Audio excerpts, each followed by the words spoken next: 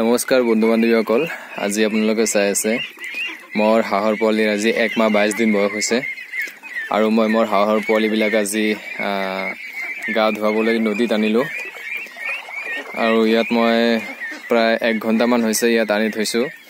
ইহঁতে ভালেমান ডাঙৰ হৈছে। এতিয়া পানীত দিলে বা পানীত যদি বহুত সময় থাকে তো মোৰ হাঁহৰ পোৱালিবিলাকৰ কোনো ধৰণৰ অসুবিধা নহয়। মই ইহঁতক আজি আনি পানীত ইয়াত থৈ দিলোঁ। মুঠতে যিমান টাইম ইহঁতে থাকে সিমান টাইম মই ইহঁতক থৈ দিম পানীত আৰু ইহঁতে নিজে নিজে মানে পানীত থাকে, আকৌ নিজে নিজে ওপৰলৈ উঠি গাটো শুকাই লয়। শুকাই লোৱাৰ পিছত আকৌ যেতিয়া অলপ ভোক লাগে বা শৰীৰটো শুকান হয় তেতিয়া আকৌ সিহঁতে নিজে নিজে তলত নামি আহে। তো গতিকে মই ইহঁতক এনেকৈ নদীত আনি আছোঁ কেইদিনৰ পৰা।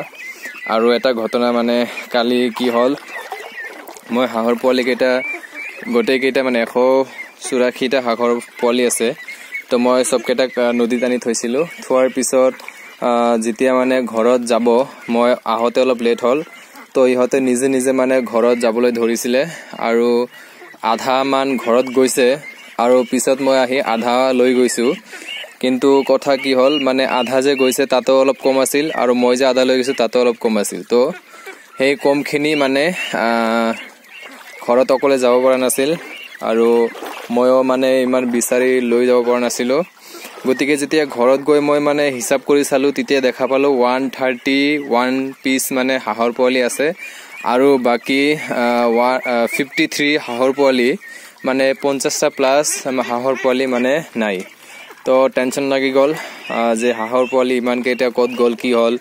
মাক সুধিলোঁ যে মা ইয়াৰ ঘৰৰ পৰা হাঁহৰ পোৱালি ওলাই গৈছে নেকি। মায়ে কৈছে নহয়, হাঁহৰ পোৱালিটো ওলাই যোৱা নাই, আমি চাই আছিলোঁ। পিছত ভাবিলোঁ যে তেতিয়াহ'লে নদীত হাঁহৰ পোৱালিবিলাক আছে আৰু আজি গৈ মানে চাব লাগিব। তো মই ৰাতিৰ অৱস্থাতে আহিলোঁ মোবাইলৰ লাইট জ্বলাই আৰু মোৰ বিন্দেও লগত আছিল। মই বিন্দেৰ লগত আনি হাঁহৰ পোৱালিবিলাক বিচাৰি বিচাৰি প্ৰায় 1 কিলোমিটাৰ লেফ্ট ছাইডে গৈছিলোঁ, পোৱা নাই। পিছত আকৌ ৰাইট ছাইডে 1 কিলোমিটাৰ গ'লোঁ।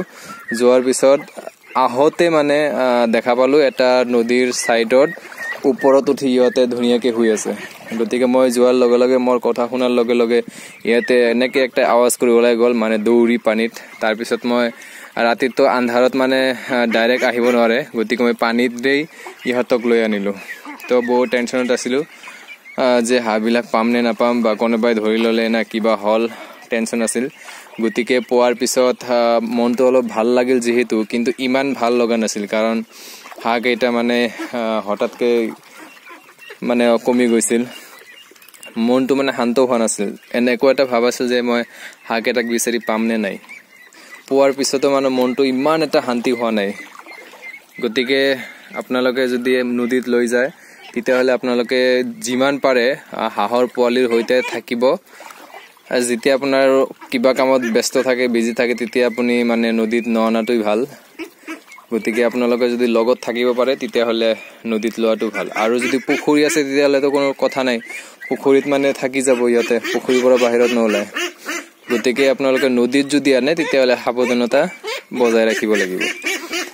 তো মোৰ হাঁহৰ পোৱালিবিলাক ওজন খুব ধুনীয়া হৈছে, 1 কেজিমান হৈছে।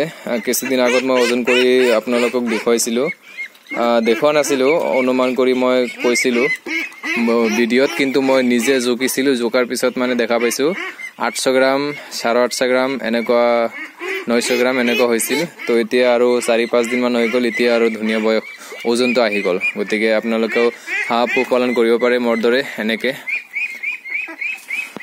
আজি মই হাঁহৰ পোৱালিক ঔষধৰ ভিতৰত দিছোঁ ভিমাৰেল, লিভাৰ টনিক, অষ্টবেট আৰু কেলফেফেৰল আৰু লেগজিন পাউডাৰ। মই গোটেইকেইটা মেডিচিন আজি দিছোঁ।